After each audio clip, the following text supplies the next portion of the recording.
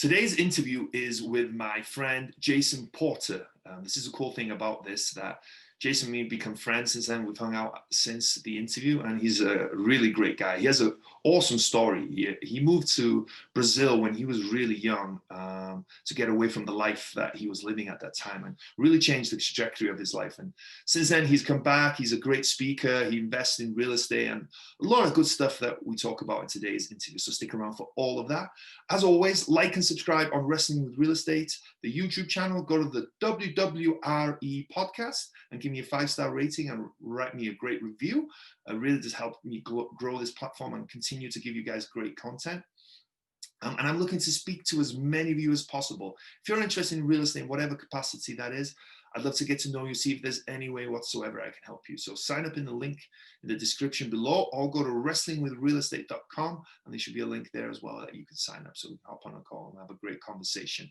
But before all that, enjoy today's great interview with Jason Porter.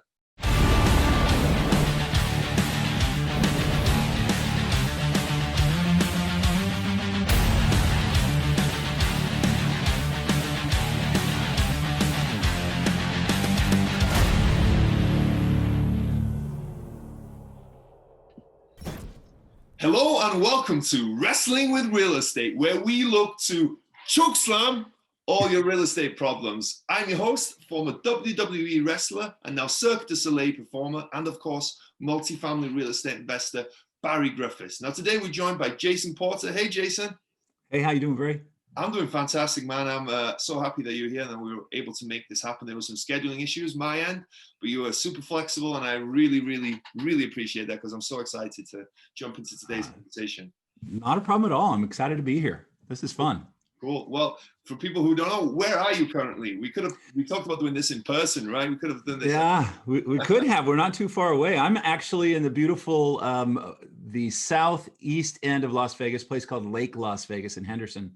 And it's gorgeous. It's every day is a staycation. So I love it. I love it. It is really nice out there. It's great there. So I do have a real problem out here, though. There's a group of people that I play pickleball with for 2 or 3 hours a day. It's become a total addiction. So I can't. We talked beforehand. You just said the magic word to me. I love pickleball. Oh, we're gonna have to play. It's on. Yeah. I've got to warn you though. My wife is too good. Like, she's too good, and she talks too much crap as well sometimes. Oh no, she needs to come. Come on down. You're invited to the club here, the Lake Las Vegas Sports Club. Come down and I'll come in and play. We play every morning around 8 to 10. I'm usually there with my wife at about 7:30. But yeah, man, let's play. Okay. Perfect. I'll have to arrange that. We'll have to arrange that afterwards. So before we jump into today's conversation, which is going to be an awesome one, I'm so excited about it. Do you want to give us an idea about your background, what you've been up to, and kind of what your focus is now? Sure. Let me go ahead and start, and we'll keep it real estate based. I'm a serial entrepreneur. I've built over 30 different businesses. Some of them have been, real successful, and some of them have been colossal failures, which is part of business. But the one thing that I've always done and always done fairly well is real estate, specifically in single family residential. I have not really ventured into multifamily, what you do. And there's a number of reasons for that, but it started, I married love of my life. I knew her for 3 months before we were married, believe that or not. So from first date to marriage, 2 days shy of 3 months, and we've now been married coming on 33 years. So it's been a long, good run, and I'm lucky to have her, but it drove me crazy to rent. Never wanted to be a renter. I didn't grow up with parents who were real estate investors. My dad was a lawyer. A pretty good one, but he never invested in any real estate other than the home that he and my mother lived in. And then after divorce, he invested in a couple other homes that he gave away to his ex-wife. So he's never been he's passed now, but he was never a real estate investor. But I was fortunate enough as a kid to have some drug problems and get shipped by my dad. I wanted to change my life. And you and I talked about the surfboard and the story behind seeing that there's a better way to live life, living it sober and living a life of faith. And my dad gave me an opportunity to move to Brazil when I was 16 years old. And I went and lived with a man and his family, the Cowleys, who were prolific investors in the Phoenix Valley. the Duke Cowley family, Cowley companies. They are prolific investors. So I was surrounded by a family who were real estate investors. And it was interesting to me. And I was sitting on the outside. I wasn't part of their family, but I'd watch what they did. And it was interesting to me. And then I ended up getting, married young in life, and paying rent every month drove me crazy because I knew I was making somebody else rich. And it just pissed me off, to be honest. I did not want to make other people rich. And so I got a course when I was really just dumb enough to think I could do anything. I got a course at a secondhand store called Deseret Industries from a guy named Carlton Sheets. The course was zero money down real estate investing. And I had no money, so zero money sounded good to me. And I paid $5 for the course, and I digested that like it was the Bible, man. I just every day it was in my ear. Just as I was framing houses to pay my way through college, framing and finish carpentry, I would listen to that, and it gave me an idea of doing a lease option or purchase on a lease option, and to buy a really crappy house and then house hack. I lived in it while I fixed it, and it took me a few months to find one.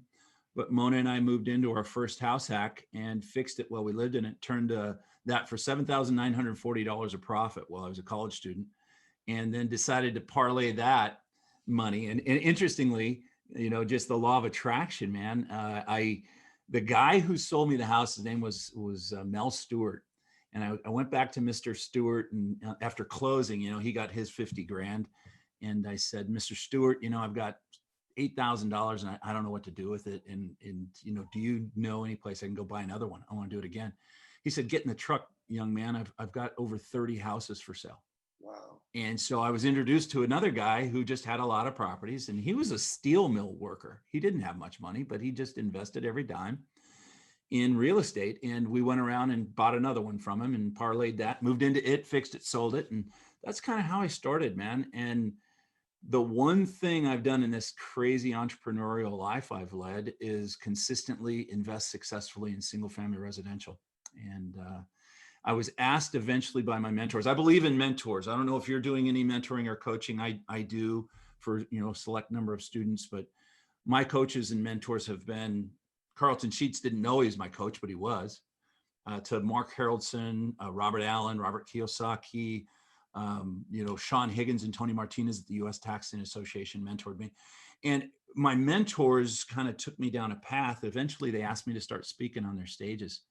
And I loved it, just absolutely loved it. But in 2012, I had a calling. I felt it from God, honestly, just that I needed to help lower income individuals become homeowners. Mm-hmm. And that led me to write the book, Real Good Deeds. It's about the social responsibility we as investors have. We can do a lot of good, man. And if we, not to make this political, but if you and me, Barry, if we leave doing good up to the hands of government, then we're freaking screwed, right? I'm sorry, I just don't trust them. But you and I can do good as investors. We can help people get into homes that are safe, clean, and affordable. We can help them become homeowners. All the while, we can make a good living, which I don't think is a problem. And that's, that led me to the book. That led me to do what I do now, and I love it, man. So long-winded answer, but awesome. There you go. I was really enjoying that. And there's so many things there. But first, I love how you say that, right? Because I think landlords, and I talk about this all the time, get such a bad rap, right? Like they think we're money-grabbing thieves pretty much, right? That all we care about is getting the rent from the people. And there are some landlords that are like that are slumlords. But for the most part, the people that I've met, the number one thing that they care about is providing a great place to live, right? Right, whether if it's lower income housing, that's amazing too. But whatever, you've got to some extent, provide them with a great place to live, right? Whatever that is, whatever you want to be a successful landlord. If you don't provide them with a great place to live, you're not going to get a lot of tenants there. The tenants are going to be happy, right? We have a duty to provide that, and I found that over and over again with people I speak to is that their first goal is to provide people with a great place to live. And just like you said there, if we can profit from that as well, it's a win-win for everyone, right? So what's the big deal, right? Lately there's been a lot of things with landlords like the rent strikes and all this stuff, and I think that people don't understand that a lot of landlords are people like you and me, right, that are not Donald Trump rolling in billions of dollars and swimming in money, right? It's people trying to improve their life, provide people with a better place to live, and just have that, rental properties that is a pride to own, but also a pride, also provides us a better life. I think it's just painful sometimes when I hear it feels good to help people. Yeah. Honestly, you get paid twice, right? You get paid in money, you get paid in good karma. I'm going to tell you something though. Everybody, recognizes your beautiful Welsh accent. One of the things that we have, I love history. I'm a freak for history. One of the things we still have today is this disparity between royals and commoners. Mm. And if you look at where we come from, right? We were commoners that got on a boat and came over to this country because we were tired of lords, Lord whomever, telling us that we had to pay them. We were the commoners, the peasants upon their land. And one of the things I ask the classes when I teach is where did the title Lord come from? Lord of the land. They were the landlord. Mm. And so we have this disparity, this thing where we just don't like the landlords. They're the jerks that make us pay the taxes. They're the ones that kind of hold us down. When in the beauty of the United States of America and this beautiful thing that became the backbone of all democracies in the world, this Constitution of ours, is that we allow in this country anybody to become royal by allowing anybody to purchase property. Yeah. Anybody can be a landlord. So why would you live a life as a commoner if you could just become a landlord by simply acquiring land? Yeah. Right. That's the American dream, to become a homeowner, to become your own lord of your own land, and then duplicate it, become the lord of somebody else's land and rent them. Or better yet, help them become an owner, which is what I do. I facilitate them becoming owners. That's brilliant. I had no idea about that before. I love that though. And it's like you said, right, the real estate is so cool because also it has a pretty low barrier to entry, right? Anyone can ultimately do it. Anyone could ultimately do it if you just find out the right way to do it, right? I bought my first property for $0. Zero. And I had no credit, no money. Why would the dude give me a loan? He basically underwrote me, and he just did it for zero money because he liked me. There you go. That's incredible. So how did you go about acquiring it? You just went to him and said, "Hey, I'd like to buy your property. I've got no money." How did that all work out? I was a missionary in Brazil for lots of years, and I speak Portuguese and Spanish fluently, but I knocked on a million doors. I will talk to anybody, man. And I don't care if you tell me no, because I got to knock on another door and I'll get a yes eventually. Right. So I'm not afraid of rejection. Rejection just is part of the process. It's a numbers game. So Carlton Sheets, said I needed to find somebody who'd sell me a house with no money down. So I'd knock on doors and say, "Hey, can I buy your house for no money?" "No." "Next door. Can I buy your house for no money?" It's a little better pitch than that, but it got better as I had more rejection. And I just knew it was going to be a matter of me being, I don't know, stick-to-itive. I had to stick to getting through this, and I'd eventually develop a script that didn't suck, and I did, and it was an adaptation of Carlton Sheets. But when I knocked on Mr. Stewart's door, I said, "Mr. Stewart, I'm a young college student. I'm a framer and a finished carpenter. I have a family of one child and another one on the way, and I want to raise them in a home we own. And you've got a house that's been for sale by owner for almost a year. You're asking $50,000. I'll pay you $53,000. And his eyes got, big. And I said, "Here's the thing, though. I can't give you any money today, but I will rent it from you for 2 years for $500 a month. I'll be on time every month because that's $50 less than the rent I'm paying right now. And I'll use the extra $50 to fix the house that we're in, and I'll sell it before the 2-year mark. And you'll get your $53,000, and I'll keep the difference." He looked at me very straight in the eyes. He says, "You're talking about a lease to own." And I said, "Yes, I am. How do you know that term?" I thought that only Carlton Sheets knew that term. And he said, "Son, I've got a contract right here." He went to a file cabinet, pulled out a lease option contract, flipped it around, and said, "Sign here, done. Here's the keys." And I went home and told my wife we just bought a house. She'd never seen it. Wow, that's incredible. That's incredible. It's crazy. Yeah. So, the law of attraction is real.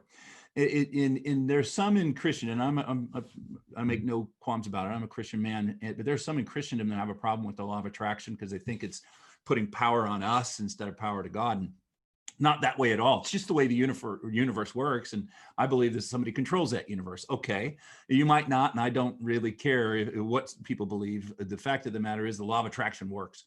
If we put what we desire into the universe responds. Like attracts like. And eventually Mr. Stewart was attracted to me because I was out hustling, looking for somebody who thought like me. And I found him. And that changed my life. Yeah, that's fascinating. Because when you told that story first time round, I was going to talk about that. Like some people might say that was luck, right? That you found this guy and then he took you in your truck and it took you in his truck, showed you around. Like people might say, oh, that was luck. That was a good chance. But no, luck is when hard work meets opportunity, right? Correct. Yeah. I love that saying because it's where hard work meets opportunity. Yes, you could say there's technically luck, but you were out there attracting it, like you said, the law of attraction. You were looking for it, right? How many other people spoke to that gentleman over the years, right, and never did anything? Probably hundreds, if not thousands, of people, and they never did what you did because they weren't attracting it. They weren't looking for it. I think that's so true. And you've got to be out there looking for it, open to it, and like trying to attract that. I love that. And you got to see the manifestations. I'm gonna tell you a little Welsh story here real quick. I'm a storyteller. I'm sorry. No, brilliant. But the law of attraction is real, guys, and you can use it in any way. And when you tune into it and you really get you develop the qualities or the process of attracting what you're looking for. I'll give you an example. My grandparents were missionaries in Wales, and my grandfather, he built the first chapel for our church in Wales, and they would not sell the land. They would only lease the land. But my grandfather was a very successful businessman. He developed a relationship with I would call him the mayor. I'm not sure if that was his title, of Wrexham, Wales, if you know where that is. That's close to me. Is it? Yeah. Is it? An hour away. Yeah. So he developed this relationship. Donnie Porter, my grandfather, developed this relationship with the mayor. And the mayor said, Donnie, you're doing so much good here. What is it that we can do for you? And he said, lease me land for a chapel for my people. And he said, I'll give you land. And he's like, no, we want this to be official. Lease me land. And the man said, okay, Donnie, I'll lease it to you 99 years for £1. And my grandfather pulled out £1, gave it to him, and it was a done deal. Actually, it was £100 because it was £1 a year for 99 years.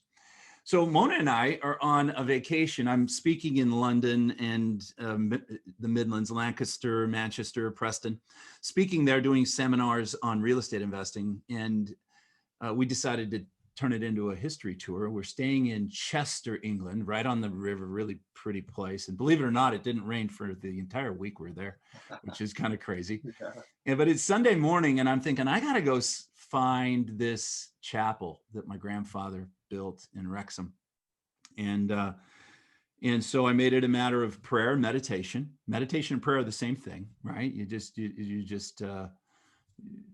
putting out to the universe, or your center, for me, God, you're putting out what you want. And I wanted to find this chapel, and I put that out there. And boy, we go for a ride. And as soon as we crossed over into Wales, we couldn't understand a dang sign. Y'all put your signs.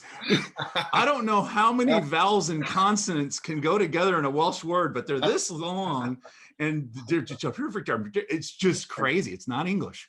And I'm like, the GPS didn't understand it. We're lost. And I knew we were in or near Wrexham, but that's about all I knew. And it's church was supposed to be at 9 o'clock at this chapel in the morning. And there's a dude stumbling out of a bar. I don't know if you knew this, but there's some pubs in Wales. There's a couple of pubs. I think you have more pubs than people. Yeah. Probably is. 2.5 million people. There's probably 2.5 million pubs. But anyway, this fellow was just tipping out of a pub in the early morning. I mean, it would have been at 8:30 in the morning, and I just had that blink. The blink is the impression that you get. It comes in a blink of an eye, and you get an impression when you're really following the law of attraction. When you get those impressions, the spiritual feelings, the impressions that think it sounds crazy, do it.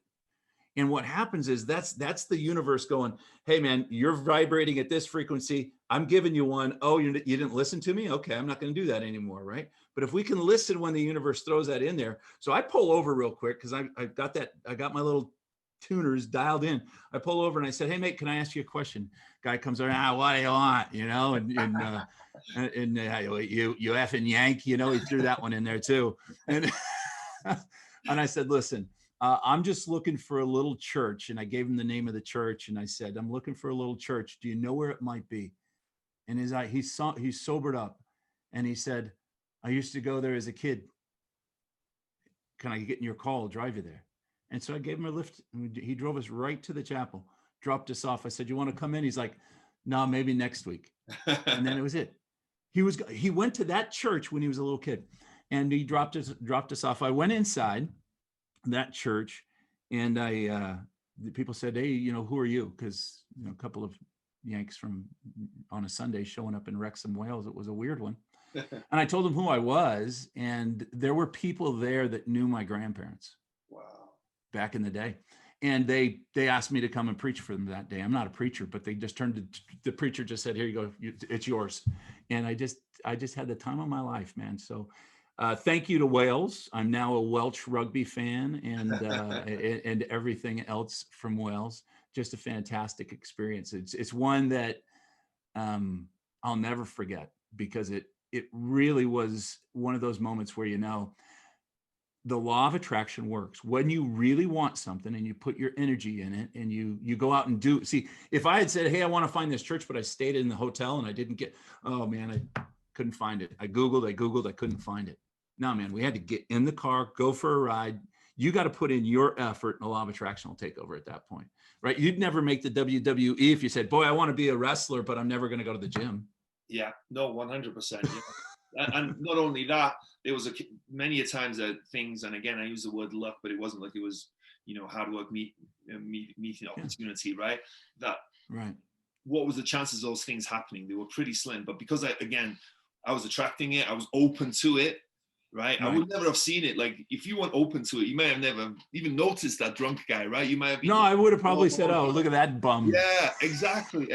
Yeah, and just so people who have no idea, right, about that, that's really the area that I live, Chester, Wrexham. That's real close to where I live, where I grew up. Wow. Yeah, really close, really close. Look at the world doing what it's doing, Barry. This is so cool. Yeah, literally, yeah. You probably maybe even drove past my town at the time, but there's nothing but back roads there, right? I don't know if you remember. Yeah. There's not a single highway. There's not they're all single lane roads and you can go anywhere with that. So for you to get from Chester to Wrexham was a miracle in itself, but then to run into this guy and like you said, just to make that work, that's unbelievable. I love that story. That's brilliant. And the fact that your granddad built a church. How were I got to ask you, how were the Welsh people? Were they welcoming to you?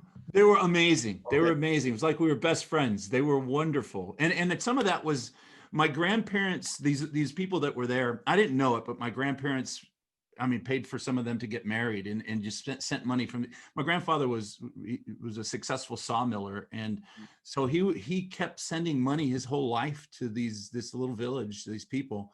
And I didn't know it, but it was pretty cool. They were amazing. And the memory, the biggest memory was my granddad's pancakes. His American pancakes with maple syrup. He would make them all the time for people. And that was just completely foreign to them. They're like, hey, do you guys eat pancakes? I'm like, yeah, I got my granddad's recipe. They're like, can I have it? So I gave that recipe out to everybody. Really? That's unbelievable. Yeah. We don't really eat pancakes in Wales. We eat them once a year. There's a Pancake Tuesday. In Wales, and we eat once a year. Yeah, it's dessert to us as well. You guys have it for breakfast here, which I love. We have it for breakfast. Yeah. and they're as big. My granddad's are as big as my head. I mean, they're big cowboy pancakes. You know, that's brilliant. That's brilliant. Well, thank you for sharing that story, and that's a really cool story.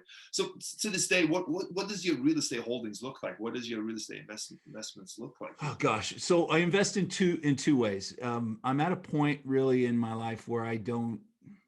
It's kind of sounds arrogant, but I want you guys to set a goal, your listeners. You want a goal where you don't need money anymore. Okay. To live life today, You want to set up your passive residual income streams, your rentals, your doors, get that going. But at a certain point, if we're turning flips, right?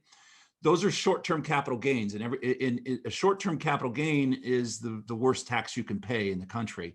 So I do almost all of my investing in my retirement account and just build wealth and try to grow that number, because my today is taken care of, and we live a pretty modest lifestyle. I don't need to be all bling blinged out. I don't need a private jet. I know some people really aspire to that stuff, but I'm at an age where really all I want to do is hang out with my 6 grandkids and my wife and surf, a few times a month, and kind of it doesn't take a lot to do that. So all of our investing, or most of our investing, is done in our retirement account, a qualified retirement plan, or a solo 401k that gives me total control over it. So I don't have to go to somebody and say, hey, I want to buy this. Would you authorize that? Which is the way a lot of 401k and SEP IRAs work. We do our investing there. I can write a check for it, money in, money out, no tax due until we begin to take it out. So we just keep stacking our deals in there and growing that wealth for the day where we say, hey, we're done. And I don't know that I'll ever quit investing in real estate. So I invest there, and we do, at this point, we're doing anywhere from 4 to 12 flips a year.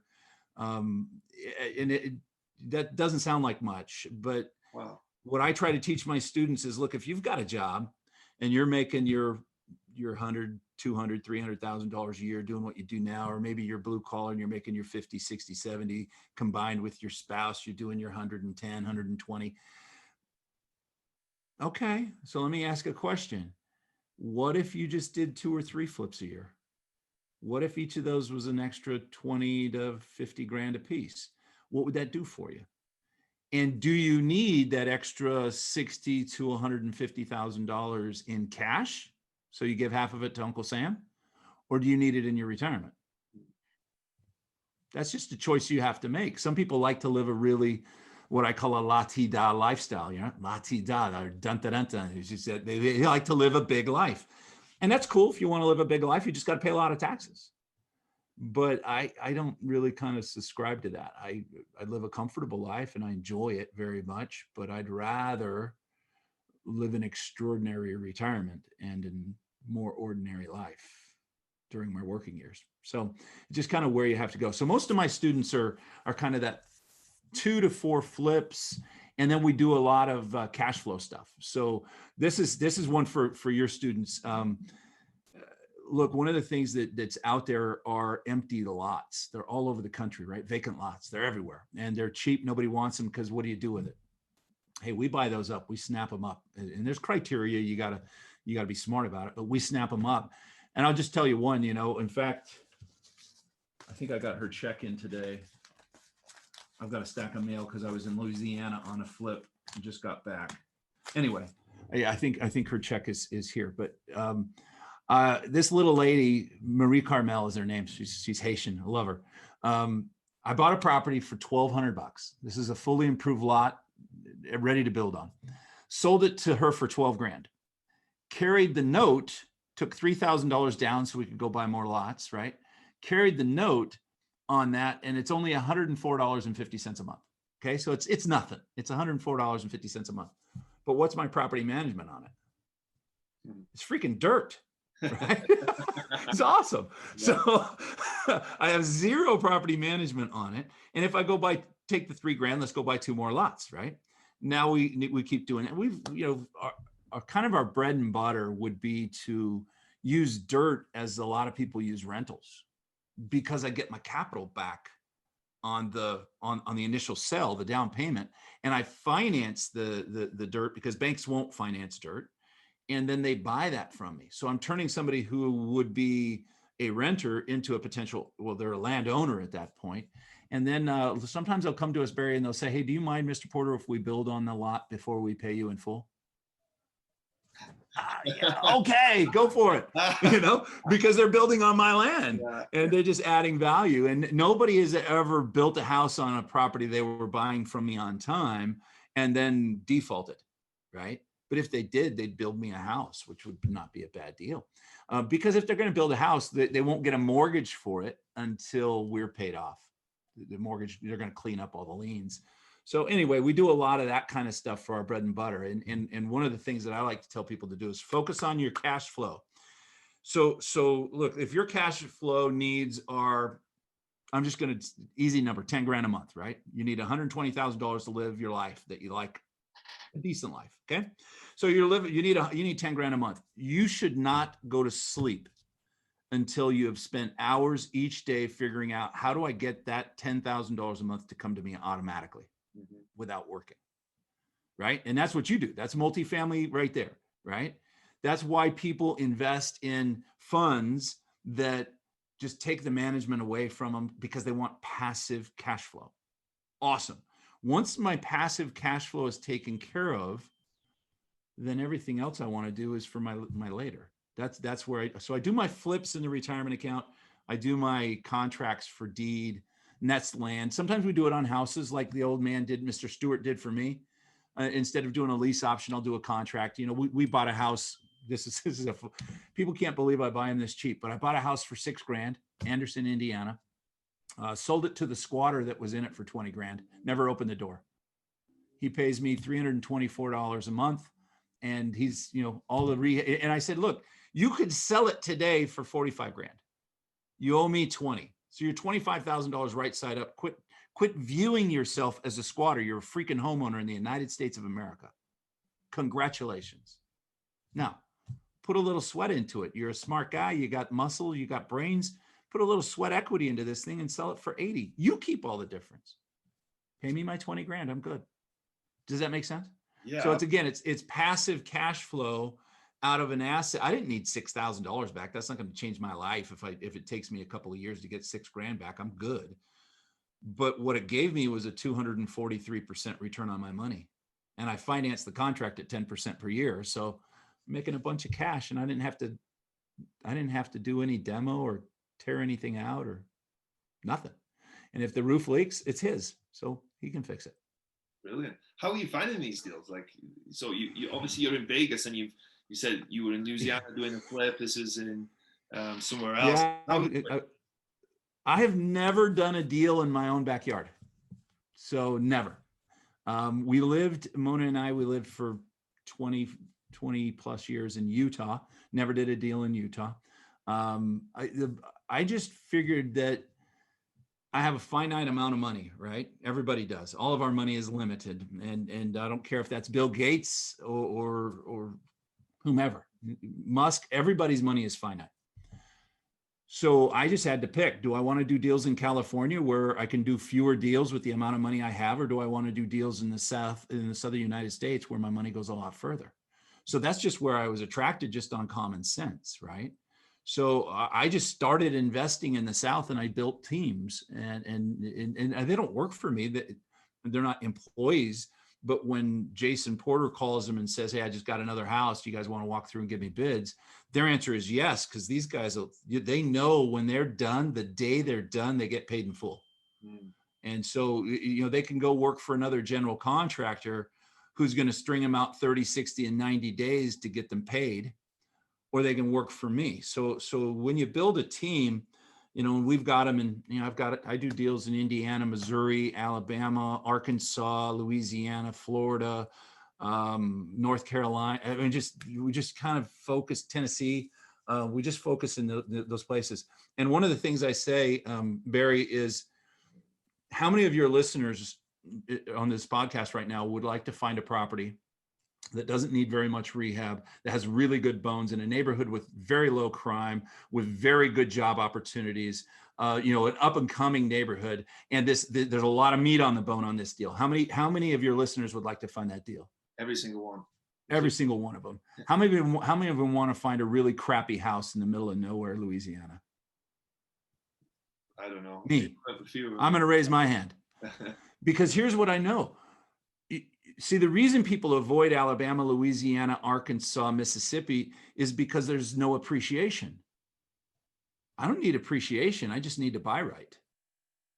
So if the house is worth 100 grand and it's going to be worth 100 grand in 10 years, Should I buy it? Not if you're a California investor, because California investors make all their money on appreciation. They buy $1 million house today and they sell it in 10 years for $1.5 million, and they call themselves investors. They didn't do a dang thing. They just bought it in the right state. It has appreciation. Out west, we got a lot of appreciation. Here in Vegas, I mean, crazy appreciation, right? Louisiana, Arkansas, Mississippi, not much appreciation. So what we do, and we buy that $100,000 house for 20 grand. We buy that $100,000 house for 15 grand. And then we build the value by fixing it up. So the one in Louisiana that I was on, bought for 60, we'll spend 65 on the rehab and we'll sell it for 180. So it's never going to be worth more than 180, but I bought it for 60. And if it's worth 180 when you're done with it, you're not going to lose money if you buy it for 60. So I would tell your students who want to do single family flips, if any of them are out there wanting to do those, just get out of your backyard, man, because you probably live in a pretty good place, like you and I do. Not that Louisiana is not a good place, but you just got to think outside the box, right? Fish where other people aren't fishing, and fish for what they're not fishing for. So if everybody's fishing in that fishing hole and they're all fishing for trout, you and I are going to go to another fishing hole and we're going to fish for bass. Yeah. And it's like you said as well, there's something to be said for somewhere where there's no appreciation, but the price, like you said, the house for 100,000 now is going to be worth 100,000 in 10 years time. So if you can buy it cheap, that's even better, because you know it's going to be worth it. Because these high appreciations, the states that they go up, like Vegas, right? It's gone up, but it also drops a lot, right? And you don't know. That's why I invested out of state. I invested in Cincinnati, and because I didn't know what was going to happen, right? Where am I going to be? Where in that cycle is Vegas? Is that where your multifamilies are mostly in Cincinnati area? Good for you. That's a smart move. That's a really smart move. Thanks. Well, that's do you kind of run on, I don't know your model very well. Do you run on B, kind of class B, class C stuff? Or Those are a B class actually. Yeah, they were probably C when I bought it, but it was in a real good area. That's kind of B plus, and it's kind of That's the thing, man. See, we don't invest. People always ask, Jason, what kind of returns do you need? What's your formula? If the property is going to be worth 180, what's your maximum bid? No, man. We bid value. Look, some deals. Well, I would ask you this: is making 50 grand for 40 hours of work a good deal? Yeah, 40 hours of work for 50 grand to me is a good deal. So would you do it for 50 grand if that was 10%? It's still 40 hours of work for 50 grand. Right. Would you do it for 400%? It's still 40 hours of work for 50 grand. Right. So if we bid value instead of rate of return, we're going to be in a lot more deals, because we don't care about the rate of return. What we care about is how much money am I going to make? Because in the end, you don't spend rate of return. You can't go to a bank and say, here's a check for 16% rate of return. No, man, that check's got dollars on it. So I need dollars. And heck, I'll fish those dollars all day long out of the South, because that's just not where flippers are going. Yeah, that's awesome. That's awesome. Jason, this is fascinating, man. You can tell that you've spoken a lot. You're such a good talker. It's really interesting. My wife would tell you I need to shut up. So. Mine too. But as this show is called Wrestling with Real Estate, I always like to ask some wrestling-related real estate questions. So I gave you a little bit of a heads up before. The first one is the one that usually gets people, or catches them out, but you might be fine. Is what would your wrestling name be? If you picked a wrestling name for yourself, what would that be? I'm going to go with my blink. The thing that the first impression you get. I would be the Bishop.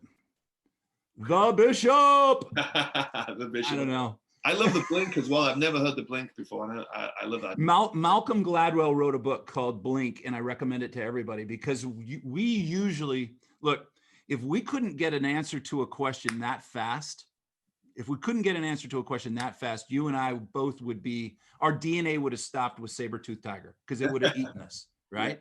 If we were stupid people, if our DNA came from stupid, we would have been eaten, because they were the ones going, is the tail wagging or the ears back? And they were eaten by that time. So we developed as humans this ability to, in a blink, know, do I go? It's fight or flight, right? Do I go or do I run? And that's, you just got to develop that. So yeah, I call it a blink because Malcolm calls it a blink. And yeah, my blink is Bishop. And the funny thing about that is I'm doing I've got another business that I do CBD. and manufacture and sell that into other countries, Japan and other countries. And one of my partners, I made a choice, and the choice was an ethic-based choice. And I said, no, I'm not going to do that. I'm not going to put my name on that. And he said, all right, Bishop. So he just started calling me Bishop, and I like it. Yeah, I like that. I like that, Bishop. Every wrestler has a special move. What is your special move in real estate? What is your biggest? My special move in real estate is deception. I mean, you think I'm going there and I'm going here. It really is the art of deception. So my move would be. Do you remember Jimmy Superfly Snuka? Yeah, of course, absolutely. So small world. Jimmy's wife is a cousin of my wife's, and I spent many a night at Jimmy's house. Well, he played the ukulele and sang on his back porch while we had barbecue. So small world there. But Jimmy, flying off the ropes, that's just not me, because you knew where he was going to land, right? He was amazing. For me, it would just be complete deceit and deception. I fish where other people don't fish. So I would sneak down and do some moves that they couldn't see coming. I love that. What's been the biggest body slam you've taken in your investing career? Mesquite, Nevada. The one time I bought a house for fun. We bought a house when this is 2006, when the market was smoking hot. And we bought a golf course property, gorgeous there in Mesquite, Nevada. I was living in Utah, and I just wanted a place to come down and golf. And absolutely no need. It was not an investment. It was just a fun property. And I broke my rule. I paid retail for a house because the appreciation was going crazy, man. This thing, I got a good deal on it, but I broke my rule. And even on my personal houses, I've got to get a good deal or I'm not going to buy it. So anyway, broke my rule, and that thing cost me 155 grand lost on that property. Ended up having to short sell it. Yeah, took a bath. So got to stick to your guns. Don't break your rules. And so I didn't need it. It wasn't an investment. I wasn't going to flip it. I broke every rule, and I paid retail. Yeah, I hated it. Expensive lesson, I guess, right? Yeah. So it's okay, I'm still standing. Yeah, absolutely. So just like Jimmy Snuka, was there a moment that you were standing on the top rope getting ready to jump, but you were too scared? What was it, and how did you overcome it? Oh gosh, man. You know, the thing, yes, but not once. It's not one moment. It was until I had the epiphany that your money doesn't matter.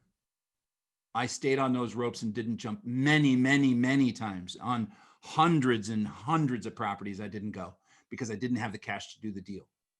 And what I've realized is your money doesn't matter. The deal matters. If the deal is good enough, people will give you money to do the deal because they want in. See, people don't have the skill set you and I have. They don't know how to look at a C class property and see the value you saw in Cincinnati. They don't know how to do that. They see a C class property and they go, holy crap, man, that's a dump. They look at a property that, the one that I just got in Louisiana, or the one I got just this week, it finished the ejectment process for a property in Pensacola.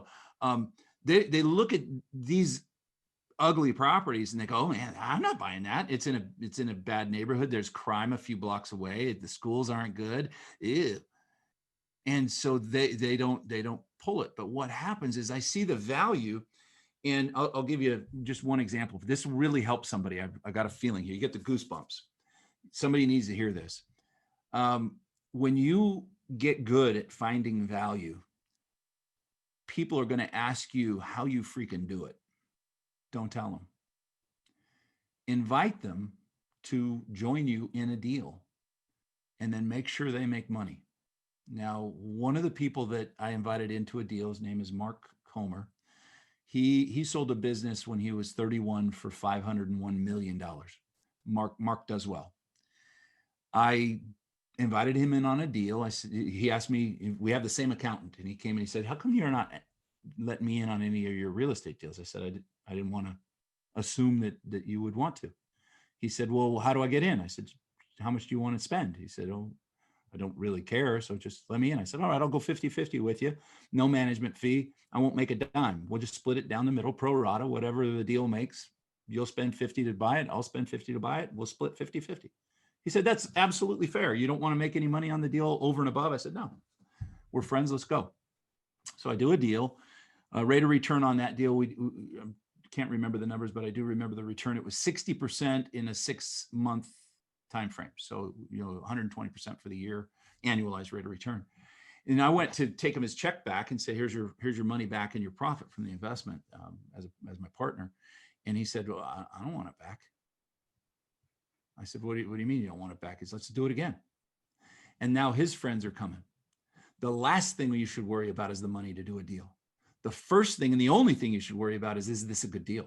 Because if it's a good deal, you have a skill set nobody else has, right? You can find value where other people see trash, and that's a license to print money because other people don't have that skill set. They will line up to do deals with you. They will line up to do deals with you, right? That's your business. People give you money because they don't know how to do multifamily. They want to give you money and have you do it for them. That's awesome, right? So top rope, scared. The scare for me was I don't have enough money to do it. The overcoming that fear is I don't need the money. I just need the deal. Jump. Figure out the money later. It'll come. Awesome. That's such a great piece of advice there. I love that. But Jason, man, this has been so much fun. Like really, it's gone by in a blink of an eye. I literally felt like we just started talking. So I appreciate you taking the time and, making the time for us and sharing all those wisdoms, because it's really like people like yourself, right, is people that we learn from, people who've been there, done that, have that experience and have had that success. So thank you so much for taking the time. Barry, thank you. I'm going to hold you to the pickleball though. Come on over. Definitely.